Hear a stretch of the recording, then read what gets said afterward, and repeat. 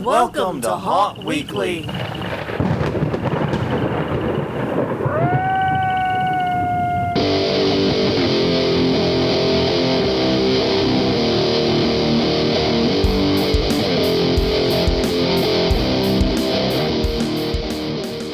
Hello, everyone. I'm Jonathan. I'm Crystal. And this is Haunt Weekly, a weekly podcast for the haunted attraction entertainment community. Whether you're an actor, owner, or just plain aficionado, we aim to be a podcast for you. And we return to you once again with an episode that is divisible by 4, which means it's time to do the news. And we actually have a fair amount of haunted attraction news to go over, including some big stories, including some sad ones, some frustrating ones. And we'll, once again, as we always try to do, we're going to send you home happy if you stick with us until the end. Mm-hmm. But first things first, if you haven't done so already, please do like and follow and do all the things. We're Haunt Weekly on Facebook, Haunt Weekly on Twitter. HauntWeekly.com is the main website. We're also on YouTube, youtube.com/HauntWeekly. Subscribe there. Every episode is available for easy access. It is great. You can buy our merchandise at HauntWeeklyStore.com. Mm-hmm. We have a small little setup there. And, of course, you can always find us with Apple Podcast, Google Play, Stitcher, Spotify, Podbean, wherever you get your podcast. I don't handle distribution. Some nice people just send it out to the world and it gets picked up. Yeah. But anyways, on that note, before we jump in, we have a couple of housekeeping notes to go over. Yes. First things first, live shows. Let's do that before I forget. Yeah, otherwise, I think so. I didn't put it in the notes. You reminded me we had to talk about it, and I'm going to abjectly forget if I don't do it like right now. Live shows there. What? That's the point where you're edit. Oh, fucking hell. This is what I put up with every day. Just so you know. Anyway, go ahead, Crystal. Explain to the nice people. Okay, so what we're thinking about live shows is doing them once a month. And hopefully we'll be able to get a guest on every month. Yeah. That's the hope right now. But if not, we will still try to do one live show a month. So basically every 4th episode is news. Mm-hmm. One episode out of the 3 that are out of that, not in the news cycle, will be a guest episode. Yeah. And that will be live. And the other 2 will be just us talking like with this. Yeah. So that's the plan. Now, how well we're able to execute that plan moving forward is a big if, I admit. It's going to be difficult, but we're going to give it our all and give it a good old college try. Mm-hmm. The second thing, it is June. This is our first episode in June, which means it is Pride Month. Yay! And as you know, we are big LGBTQIA, LMNOP, whole quilt bag, whatever, supporters. I always forget how many letters there are. But we're huge supporters. And one of the things we like to do every year during Pride Month is find a way to donate to Haunters Against Hate. Mm-hmm. And we could just donate to Haunters Against Hate. In fact, we will be, as you'll hear in just a second. Mm-hmm. However, we also want to open up for everyone else, too. So, Crystal, what have you done? So, I have added some new Pride merch, shirts specifically, to the Haunt Weekly store, and any of the profits, because there's like a small profit margin on the shirts. Well, there's a decent one on the shirts. Yeah, we'll send that over to Haunters Against Hate after we get after we get the totals. Yeah. And we are putting in $100 of our own money to get things going. So go buy a shirt. I mean, if you want to donate to Haunters Against Hate yourself, obviously that's great. Go do that. Mm-hmm. And do let us know if you do it so that we can maybe give a shout out or a mention. But that is awesome. But if you want to get some stuff and donate to Haunters Against Hate. Right. Go to HauntWeeklyStore.com, click the section for the Pride, click the little link at the top for the Pride section.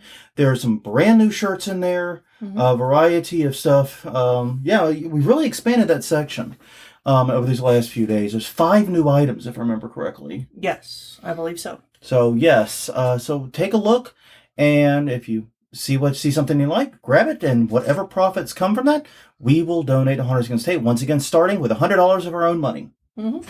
All right. And also I know we haven't been mentioning the Haunt Weekly store a lot, and the big reason is because we forgot. Okay, no, the truth is we knew it was there, but as life got crazy, especially with your new job, we haven't been able to really dedicate proper time to it. Right. And this was really one of our first chances in a long time. So yeah, we are happy with the way the store is coming, and we're going to be having new items up soon. And if you have a suggestion for something we should add to the store, let us know. Haunt Weekly on Facebook, Haunt Weekly on Twitter, youtube.com/Haunt Weekly. Leave a comment. We'll check those out.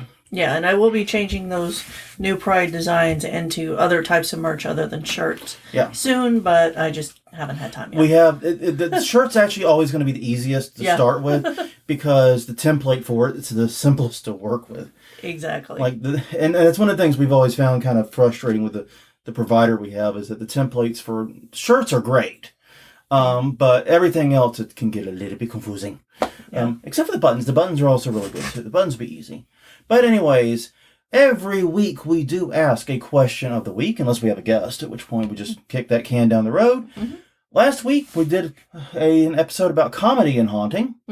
And this brings us to this last week's question of the week, which was, what was your funniest memory inside a haunt, either performing or visiting? And my God, we got a lot of answers. We can't do them all. No. We literally got way too many. And so I'm glad we got a lot of people that don't always comment joining in. And so I wanted to leave space for some of our less frequent commenters. Made sense, right? That's nice of you. Yeah. So first up, Brian Page.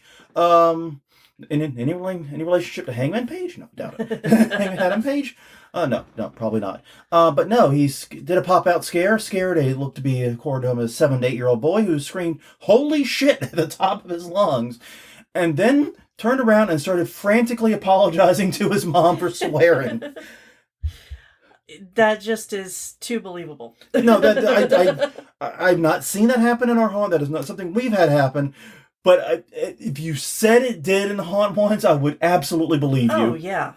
Yeah. Absolutely. I'm positive that happened. I'm positive. So, I know for a fact some kids probably got tore up when they got home for what they said in haunt. Well, then those parents are just mean. Yeah, I know. That's just you take them to haunt where they get a fear reaction and a naughty word slips out. Yeah, that's bad parenting. I agree with that. Let the kid have his cuss moment. Exactly. Next up. All right. Brian Dubois said father picked up his own daughter and threw her through a wall to make his own hole in the wall. Yeah, nothing to with make wall. his own escape. Do not like fucking yeet the kid into the drywall. That's how I read that. Sorry, that's how I wrote that because I'm a moron. I put that in the show notes wrong. But no, threw her through a hole in the wall to make his escape. He had to get the kid out. He got the kid out.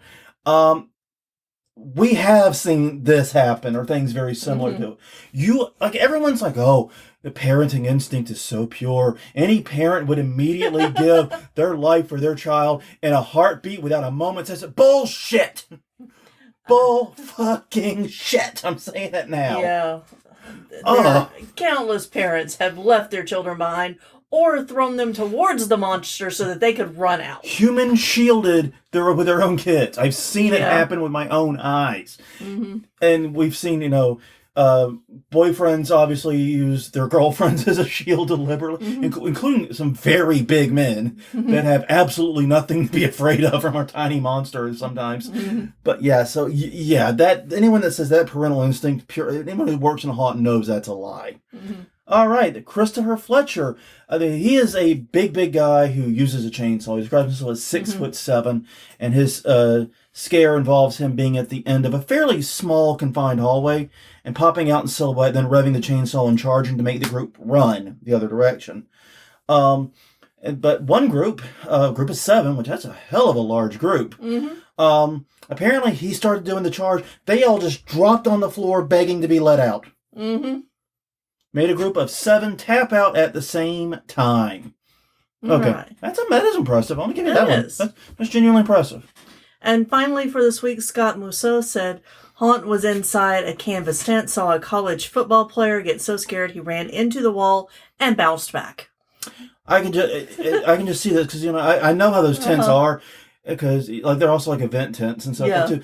They've got a lot of tension on them. So they're very springy even though they're canvas. So I can only imagine he hit it. So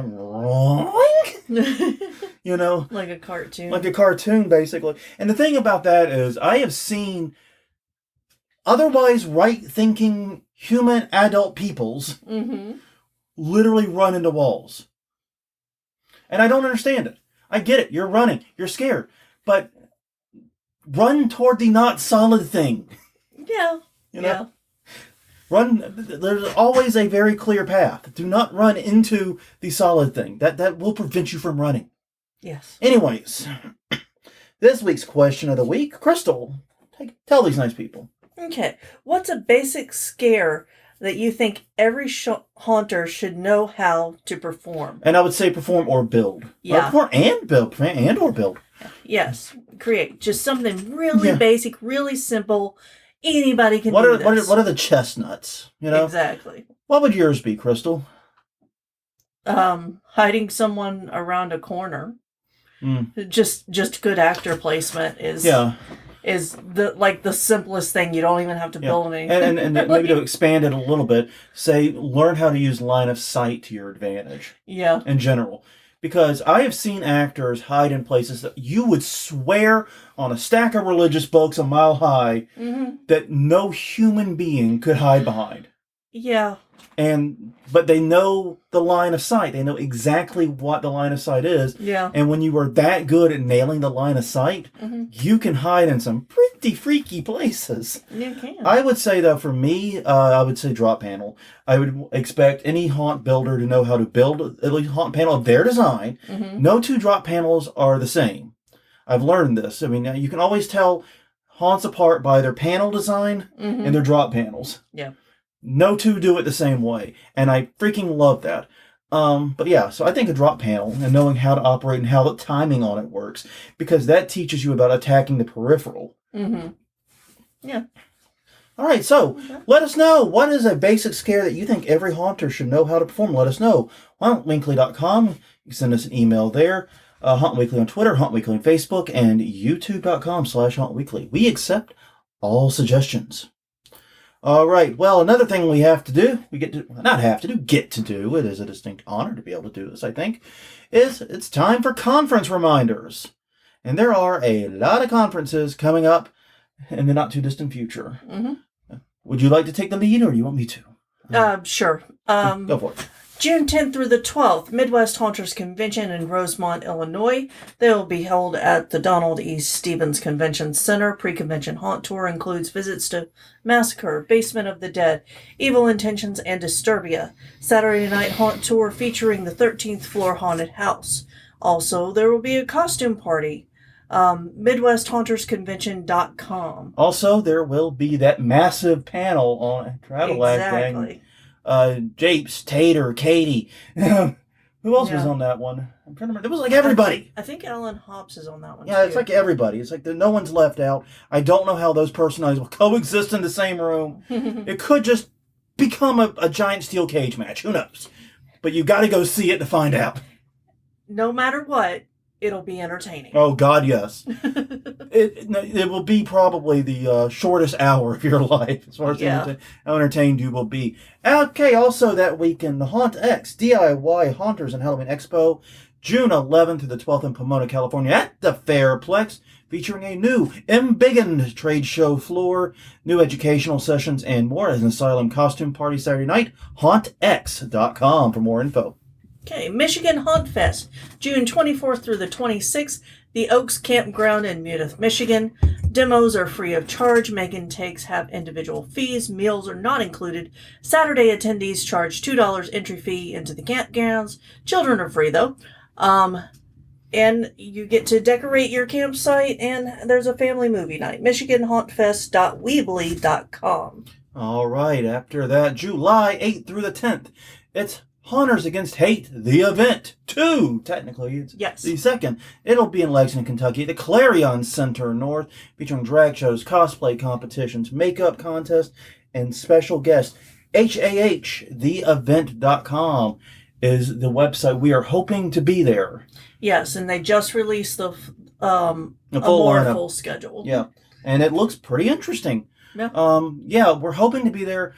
The hang up and the reason we may not, it has nothing to do with him. No. It has to do with your work, and no details because I don't want to. I mean, it's not that they're not interested anyway.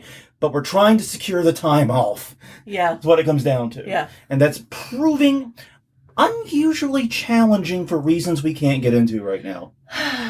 Or at least we won't. We could, but we won't. Yes, that's very true. Okay. Yeah. All right. July 16th through the 17th is Texas Haunters Convention in Mesquite, Texas, at the Mesquite Convention Center, featuring axe throwing, costume ball, costume contest, escape room visit, game night, scavenger hunt, Rocky Horror Picture Show, to name just a few of the activities. Really, that list goes on a long fucking way. I'm not kidding. I really did just name a few, and I put that in the notes. Yes, and they're also going to be touring local haunted houses, TexasHauntersConvention.com for all of the info on that. All right. Then July 29th through the 31st in Savannah, Georgia. It's the Southeast Hollows Haunt Convention at the Savannah Convention Center. Magicians doing demos on the trade show floor, a masquerade ball, a fashion show, makeup contest, and more. SEHHC.com for more information. Sick. As we always make the joke. Right, July 29th through the 31st, Midsummer Scream. Eek. It's going to be in Long Beach Convention Center in Long Beach, California, featuring the Hall of Shadows and the Screaming Room Monster Kids panel featuring descendants of Lon Chaney, Boris Karloff, Bela Lugosi, and Vincent Price, moderated by Kirk Hammett. Speaking of awesome sounding panels. Yeah. MidsummerScream.org for more info. And finally this week, CreepyCon Halloween and Horror Convention in Knoxville, Tennessee, August 26th to 28th at Jacobs Building, featuring celebrity guests, contests, and more. Tickets are just $25 for a one-day pass. CreepyConKnoxville.com. I think that'd be an excellent one to go to if you happen to be in the area, especially the way they have that set up. All right. As we mentioned on the top of the episode, it is an episode divisible by 4, so it is time for us to do the news. And we're starting off rough. Yeah. I'm not going to lie. But anyways, this is an article from Michigan Live, mlive.com. Woman set haunted attraction on fire to attract attention, police say. Basically, this took place at the Wild Woods of Terror in Michigan. And this is a bizarre story. It is. That was the word I was going to use. How bizarre. Uh-huh. Yeah, because basically, when firefighters arrived, there was a fire consuming the building that houses the haunt's concession stands and ticket booth. Right, and it was also used for storage. Yeah. I found out and put in later. Yeah. So, basically, they arrested a woman who was on the scene, a 27-year-old Cleo woman. She had a lighter in her pocket and seemed to admit to starting the fires. Mm-hmm. But she's been charged with third-degree arson. That's up to 10 years in prison for the record. So, and it's a felony charge. It's a felony charge, so don't fuck around with us, kids. Mm-hmm. But basically... And then the next day, they also responded to a call that the fire was trying to restart. Yeah. And they arrived to find 6 of the trailers on fire. Yeah. So there may have been a rekindle, is what they call it. Mm-hmm. But they're not sure. But basically, this is the story they're telling, and it's very fucking weird. So if you're sitting there scratching your head as I tell this, mm-hmm. just know I'm doing the same thing over here. Yeah. Basically, she ran out of gas, got a lift to the gas station about a mile up the road, but then she said she was too anxious at the gas station. I have high fucking anxiety. Yeah. And a gas station's not gonna trip me. But yeah, so she left on foot and apparently walked 4 miles. Yeah. I mean, okay, and the thing about this, like, the average human walks a mile in 15 to 20 minutes. So that's took at least an hour of straight walking. Mm-hmm. At least. Yeah, it sounds like she was having an episode of some kind. Yeah. And then she got there, and apparently she claims she set the fire to get the attention of authorities. Yeah. Yeah, she started in the fire pit because she wanted to get warm because apparently it was cold, and to get attention, and nobody came. So then she started lighting buildings on fire. That's a natural escalation. I see nothing. Yes, there's lots weird there. There's a lot wrong. The haunt has been closed for several years, but they were planning on reopening. They've been posting about reopening in just a few days before this happened. Yeah. They posted about reopening. Mm-hmm. And there's a statement from the haunt on their Facebook page. I'll just read little bits of it here. So they're waiting for insurance and inspections and investigations to finish up, and that's all they can do is wait. The building that housed their animatronics, costumes, props, ticket booth, makeup, mask, storage, everything, and maintenance equipment was all burned to the ground. Now, they also mentioned in here that they've been wrought with problems since they bought the property a few years ago. They haven't been able to open. And, they're just asking for people to support them whenever they're able to get open. Yeah. They're not doing a fundraiser or no anything. GoFundMe, no, nothing like that. This really does suck for them because it definitely, to me, in my mind, and admittedly I'm not a doctor, not qualified to make this sounds like a person who's very mentally ill. Yes. That's the understanding, the appearance that I get from it. Mm-hmm. Once again, not a doctor, not diagnosing or anything, but just screams mental illness to me. Mm-hmm. To have this happen literally just as we're planning on reopening, I mean, and coming back from, and they mentioned their setbacks, but they also had a pandemic. You know? Yeah. That was a pretty goddamn big setback for a lot of haunts. It was. So my thoughts are, that this just sucks. I don't really know. I mean, if they did do a GoFundMe or something, I would obviously chip in.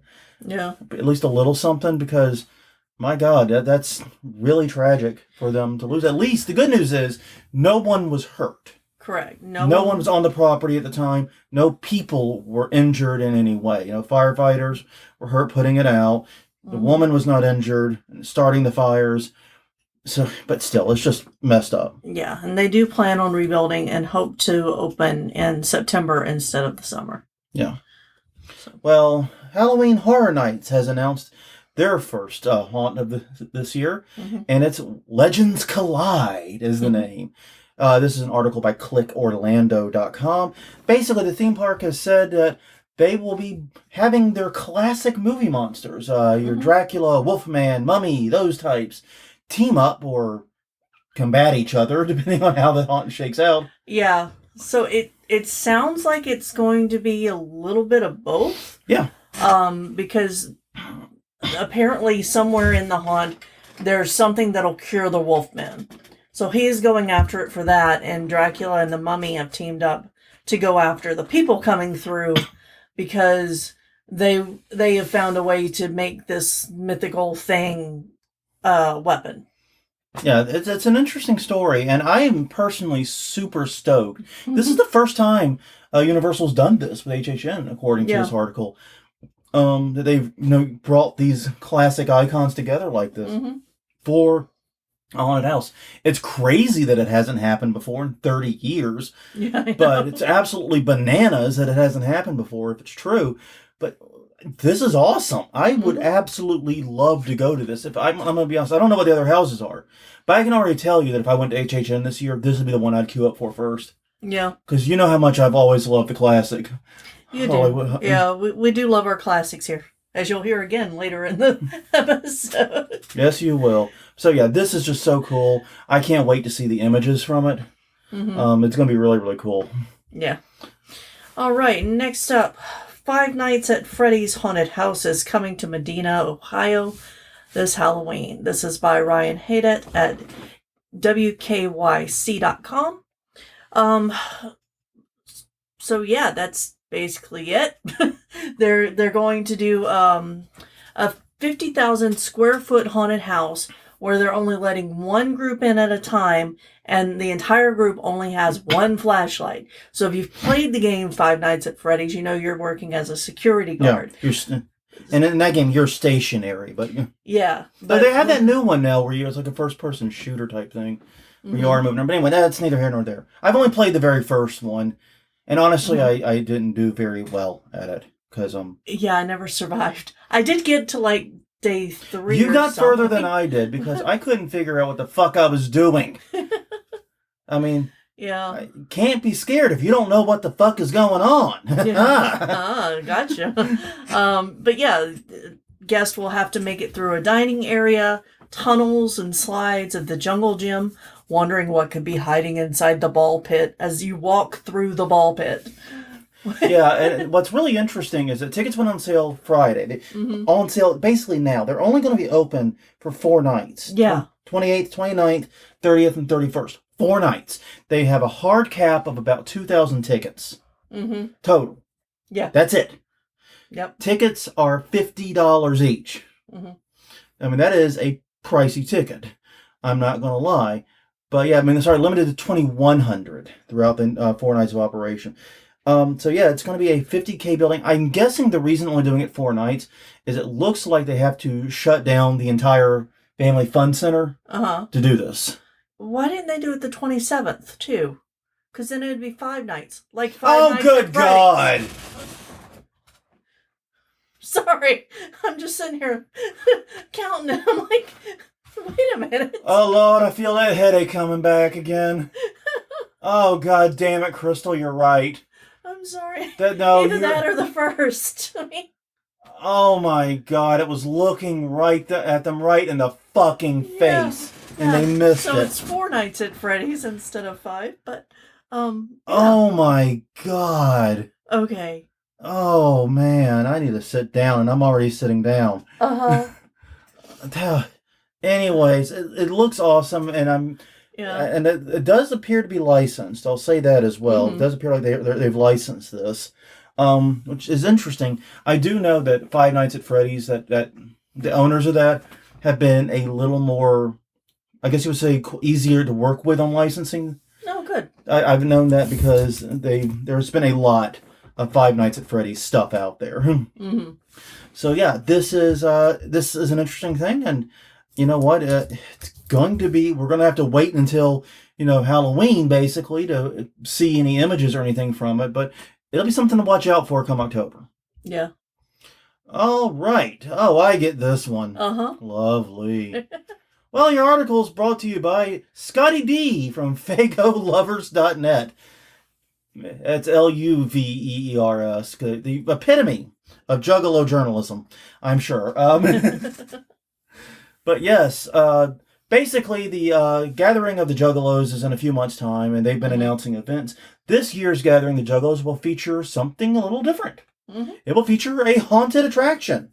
At least they made it sound like this is new. I don't really follow Insane Clown Posse, at all. So I have no idea if this is new. But anyways, basically, they are going to, among the other things they have, it will include a haunted attraction that will be open from 10 p.m. to 4 a.m., every night during the gathering. And it'll be brought to you by Grayson Norville.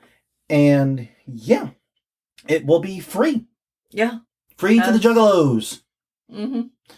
So yeah, honestly, I don't know what you put in a haunted house to scare Juggalos. Maybe your brother could elucidate me someone. I don't know. He could opine on that point. I have no idea. But basically, yeah, this is... You put clowns, obviously.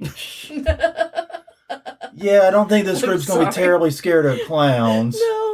No, I know. Maybe put men in business suits? I don't know. No. Go the opposite route. But anyways, anyway. No, I'm making fun. Well, it says get ready for ninjas. For the most terrifying spectacle the gathering has ever had. Yeah. That's from the ad copy. Yeah. But no, this actually is a really, really cool thing. And it's got me thinking, though, about the idea broadly, because there have been, we live in New Orleans, fucking festivals are constant. They are a constant presence here. And that's great. It's unless you're trying to get somewhere. Right. But the thing about it is, a haunted house can fit in at just about any kind of festival. If you can do a quick setup and tear down, a haunted house could be great either as a ticketed event or as a sponsored one. Yeah, exactly. So I think it'd be really neat to maybe get a big name sponsor or a moneyed sponsor to sponsor a haunted house and offer it free to anybody at the festival, like they're doing here. Now, except apparently Grayson Norville is just a guy. Yeah, but he's had 15 years in the haunted house industry. So I would expect great things from him. Mm-hmm. So yeah, I think this idea of making a haunted house as a festival thing rather than just a Halloween thing and a fair thing makes a lot of sense. It does, and I know that we've had we've known people in the past who have done this for charity. They would put a haunted house at an event for a charity, and then anything given. Yeah. I think I think this is a natural pairing that we don't see enough of in this country. Yeah. Speaking of things we don't see enough of in this country, Crystal. All right. Basically, Nightmare Manila's horror house. Journalists this from the Manila Bulletin, and John Lacospe. Yeah, I don't know how to say that. We're going to butcher some pronunciations here, I'm very sure, and I'm sorry to any of our Filipino listeners. Yes, but it's a year-round haunted house located in Panake, Manila, and has reopened after the pandemic with a bigger location. That is kind of awesome. Yeah, because they forced to close due to the pandemic. Come back with a bigger location. Mm-hmm. And you know what? That's a good idea, because when you close for years like that because of the pandemic, people are going to be out of their habits already. Mm-hmm. So that's an opportunity to move, relocate, and find a better space, because you don't have to worry about breaking people's habit of where do they go to see you. Yes. And it's also, a good time to make a switch to year-round if you're able. Yeah. Because of the same reasons you just listed. Exactly. But yeah, the article highlights that they use multiple sensory scares, so they have smells and other things, which isn't common for a lot of the haunted houses in that area, according to the article. And it's and the backstory of it's really interesting too, because it's basically you're exploring a little girl's nightmares. So as you go through, you see that she has really fucked up dreams. That's the way to do that. Yeah, and it's also apparently based on attractions they scouted in the United States. Yes. Which I found very interesting. And it basically employs local theater artists to be actors in the haunt. So yeah.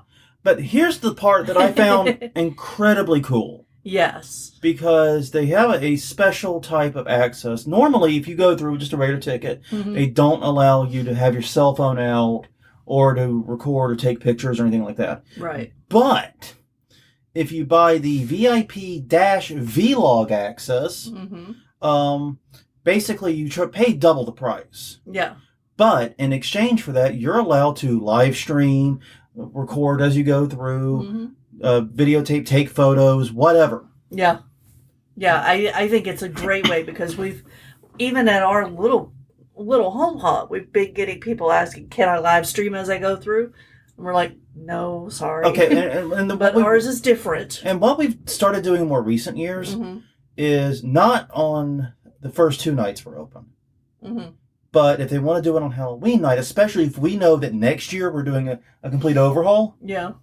Yeah, what the fuck? Go ahead. Yeah. Just know that we're not, replacing your phone if you drop it. Yeah, just don't drop the goddamn phone, because A, we might not be able to find it.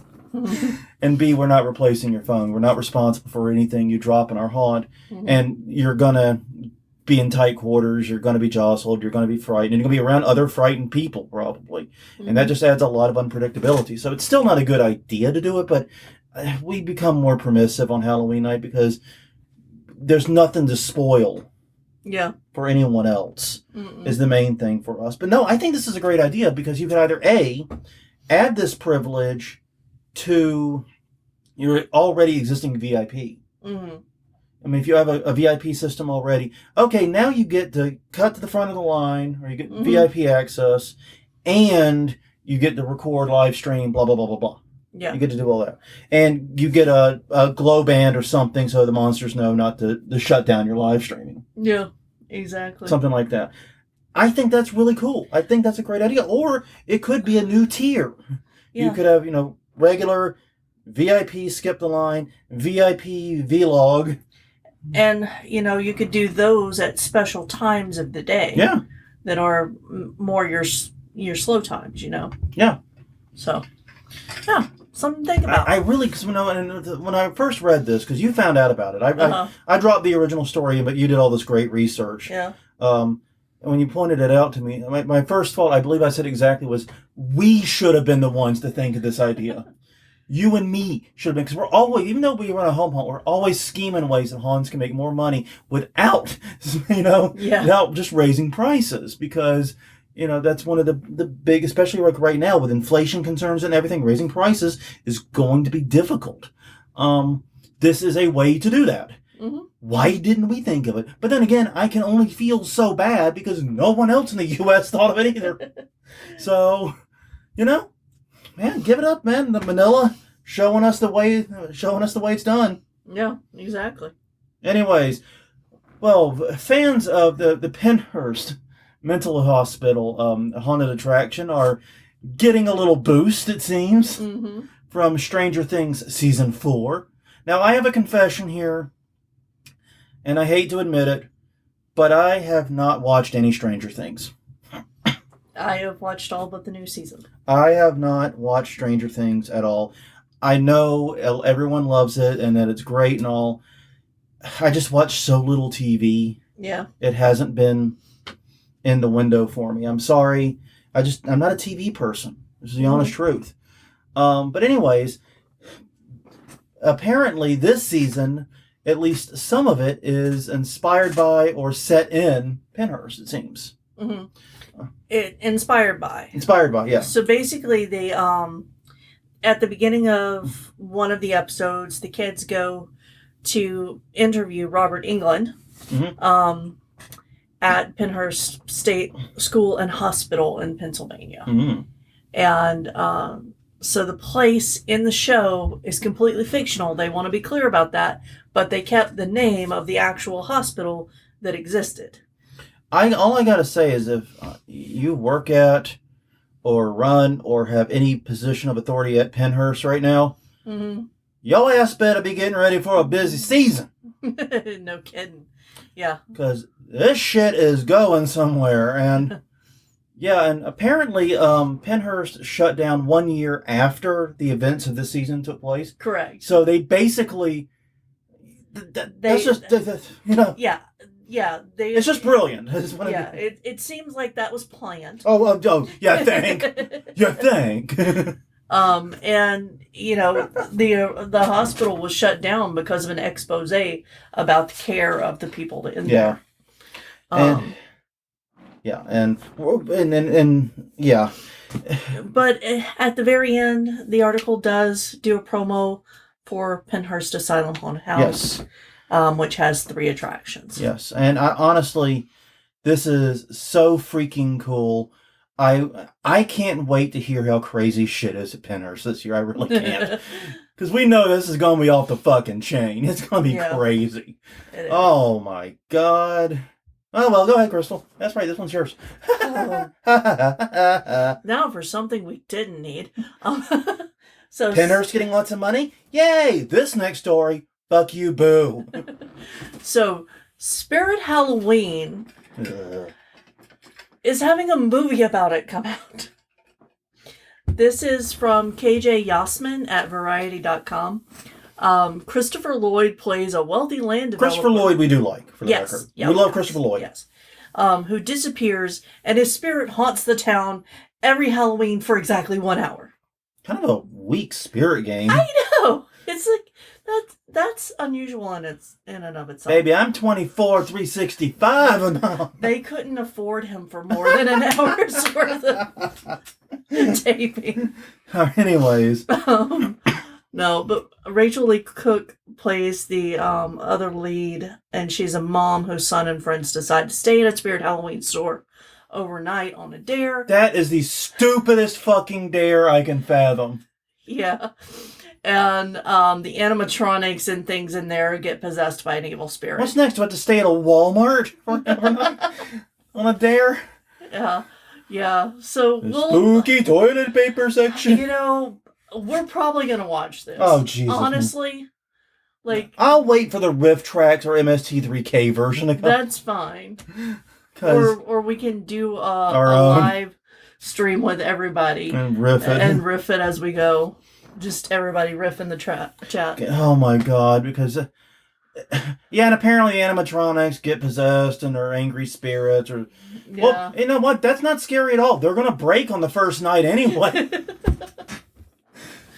What is a fucking haunted spirit prop going to do to me? I'm coming. Oh, wait, my leg fell off. Damn it. Can you reattach this? Give me a hand. Jesus. I mean... And then, like, the thing about Spirit that's always been so frustrating is we're old-timers. So we can actually remember when Spirit still sold some halfway decent shit. Mm-hmm. Like our Fred and Wilma were not bad. They haven't sold a decent animatronic that I'm aware of in, like, 5 to 10 years at least. Yeah. If you know of one, though, let us know. Let us know. Please do. But I'd be very curious what spirit prop wasn't utter garbage. Yeah, that has moving parts. Has moving parts.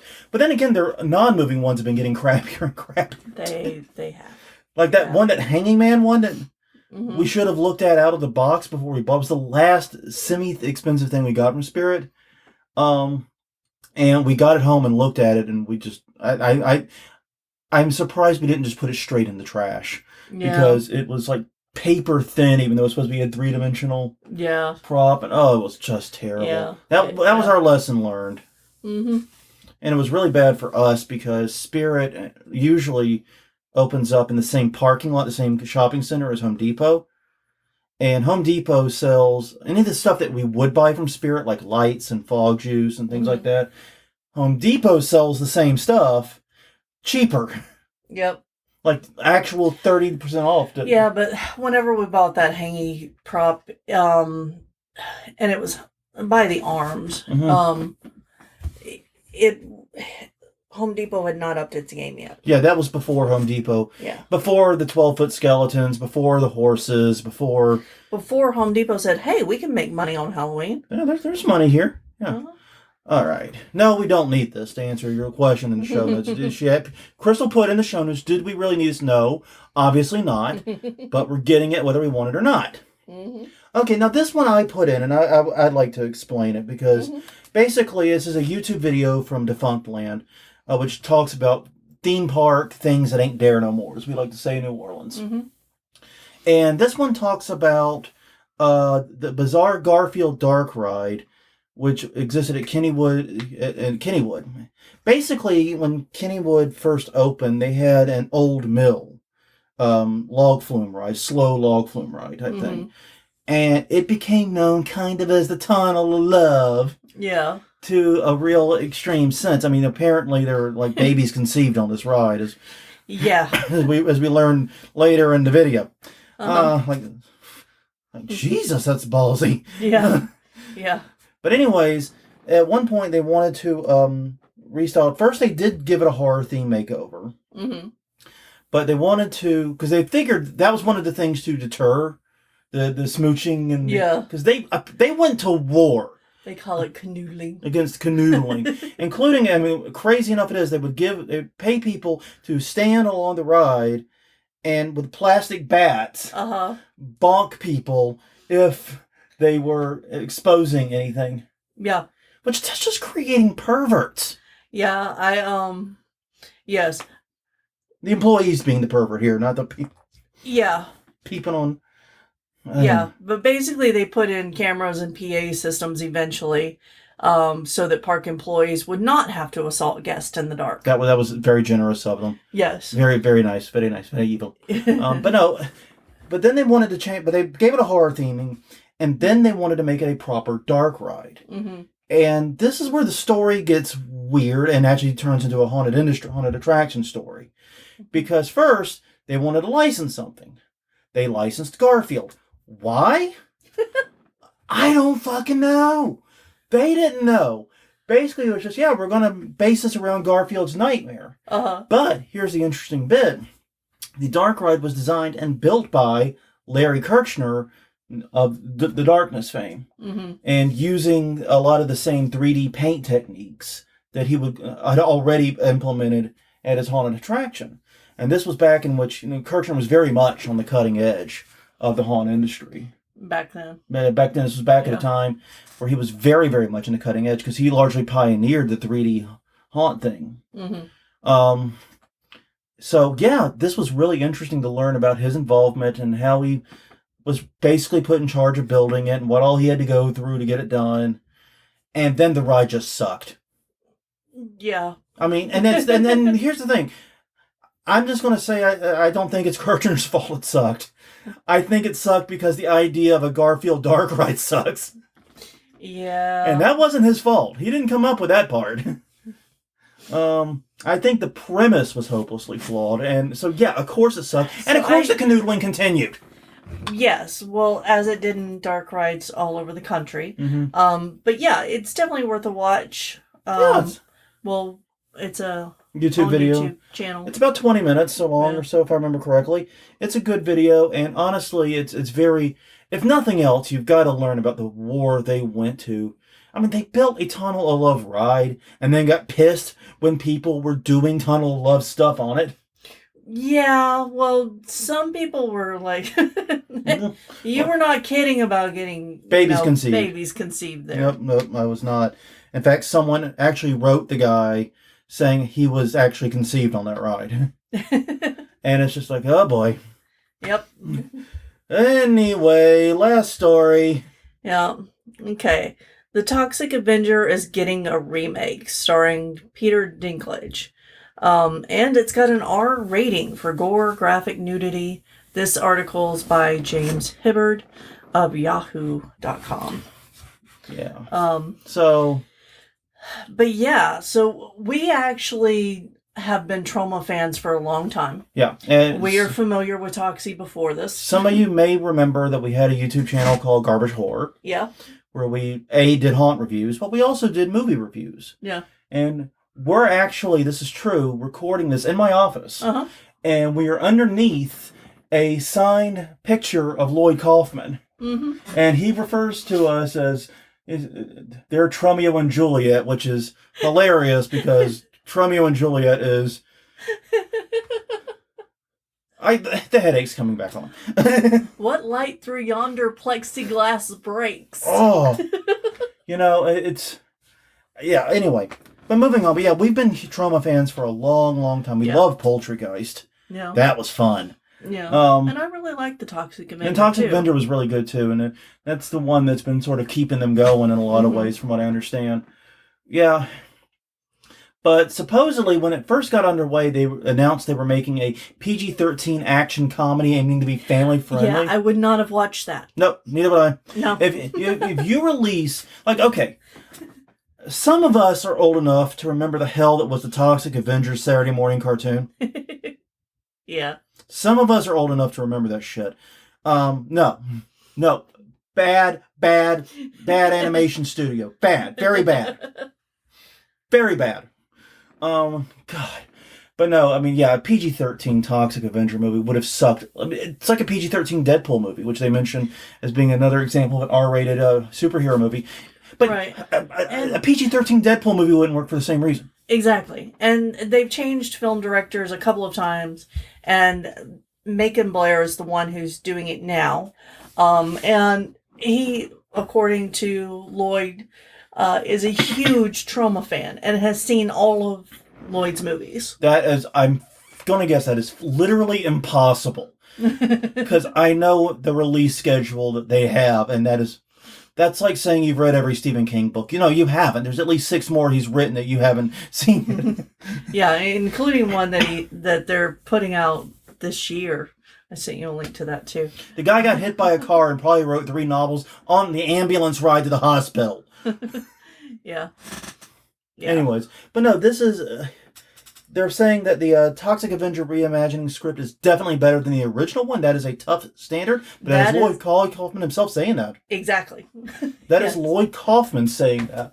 And, I mean, having met Lloyd and Kaufman in person, he is exactly what he seems to be. Yes. An incredibly upbeat, happy, passionate man who loves making movies with just a level of enthusiasm. I feel half as passionate about anything as Lloyd Kaufman does movies. Mm-hmm. I will be in an amazing place because he is just incredible. So yeah, this is like I said. There's also an article from Den of Geek We're going to link to. I'll link to it in the show notes with other Kaufman quotes about it. So, but yeah, no, this has me so happy. And yeah, I know it's not directly haunted attraction related. Shut up. Yeah, and if you don't know the story of Toxic Avenger, basically, nerd type guy.